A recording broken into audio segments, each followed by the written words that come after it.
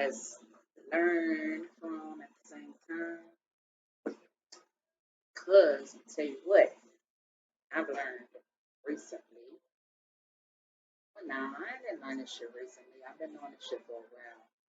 You gotta watch motherfuckers. Like, just because they are a person in a position of power does not mean that they are fair or that they will do right by you just because it's their job to do right by you. So you're gonna have to learn how to do some checks on them bitches, okay? So that's what this is about. Like, don't get me wrong. I'm not trying to say that we should expect perfection from anybody because we all are human. We all make mistakes. But it's mighty funny how the mistakes that regular citizens make end us up in jail or in prison or evicted or whatever the case may be. We get the short end of the stick on the shit.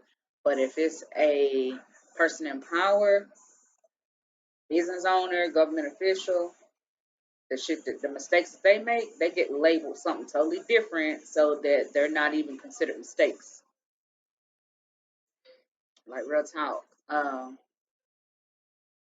I suggest that everybody take some courses to learn how to understand contracts and legalese, like the languages that they use in this stuff, because we've been getting bamboozled, y'all.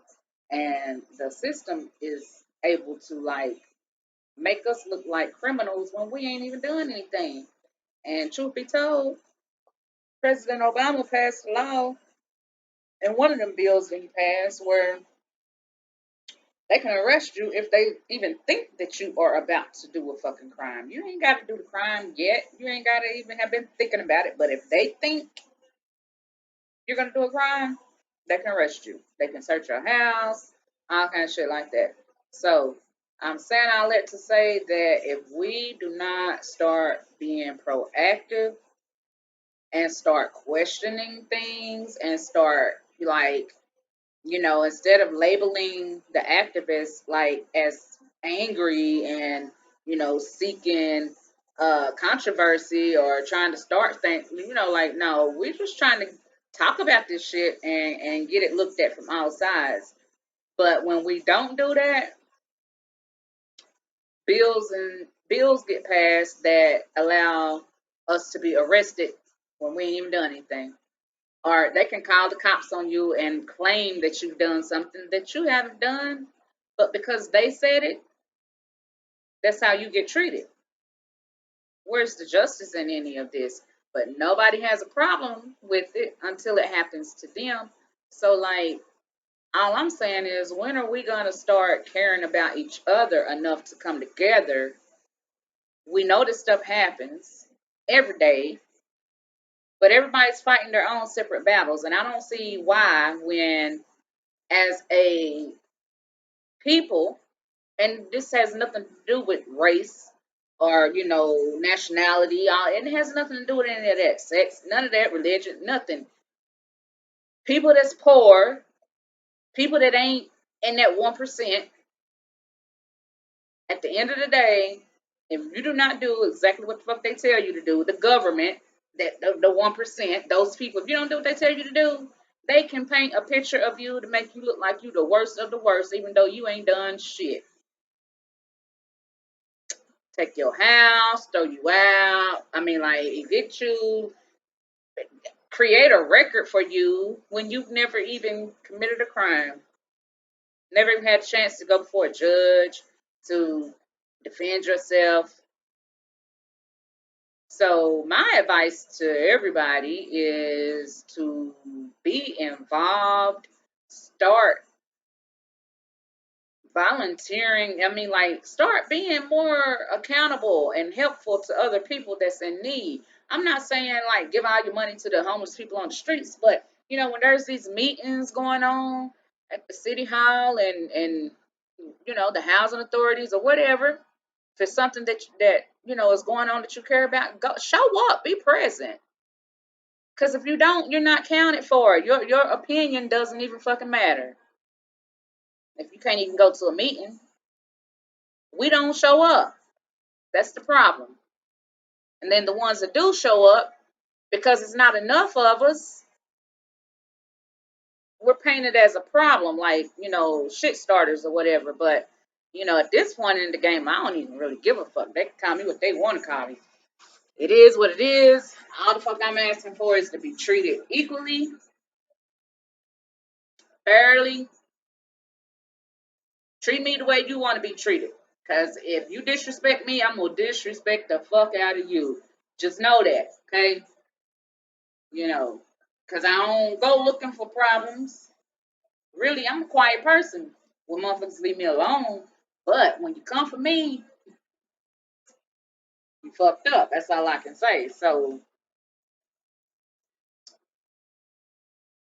I'm in this little rinky dink hotel right now. I'm just grateful that my little boo boo from Nigeria, he been looking out for me. So, I'm all right. But I shouldn't have to be here when I didn't do anything to even be put out of my home. And I'm working with other people that, I was a Section 8 tenant, but I'm working with people that were homeowners, school teachers, and their homes were taken from them because Wells Fargo is crooked. Everybody knows that, but if you don't have enough money to pay for an attorney, then your case does not get in front of the judge and get represented like a person that does have money for an attorney. So then you just lose everything you worked hard for. You just get thrown out, called all kinds of names. I mean, like, this woman's story is horrible. She's still fighting. And then come to find out, just not too long ago, it was a notice released where Wells Fargo has acknowledged that they had a quote unquote computer glitch that caused them to deny 625 people home modification loans. Modifications on their home loans or whatever, however you say it. And that's exactly what happened to the lady that I've been working with. And she's been fighting this for 2 years. So now they've admitted to it. But they're not wanting to say that she's one of those 625.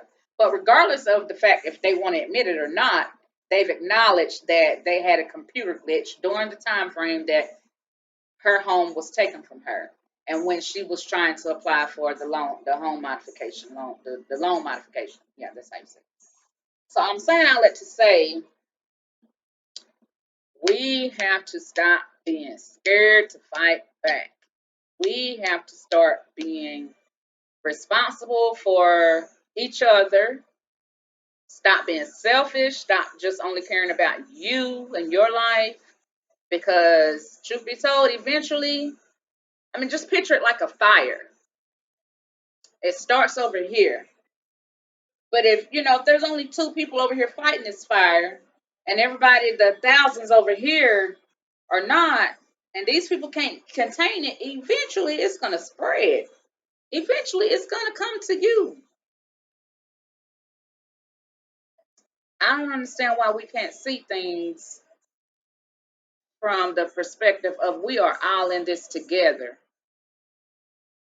Like, real talk. I'm just trying to speak up for people that don't have a voice. Speak up for myself. Speak up for my children, my grandchildren, their children's children.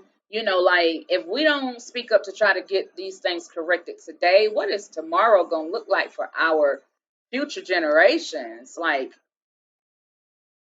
it ain't looking good right now. Go to any Walmart parking lot, over in the morning, and you see how many cars you see parked with people in it because they're homeless. This has to stop. The only way it's going to stop, though, is if we start speaking up together. Numbers speak volume. All right. With love, light, and life lessons learned. This is Queen Aries. Peace.